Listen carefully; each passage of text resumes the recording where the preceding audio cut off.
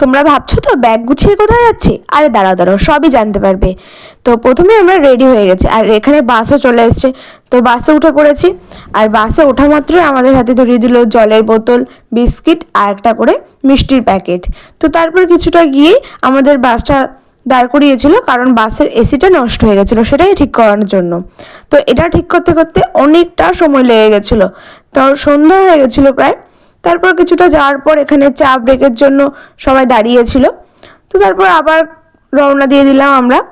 তো কোলাঘাটে আমাদের পৌঁছতে পৌঁছতে প্রায় 1:30টার কাছাকাছি বেজে গেছিলো।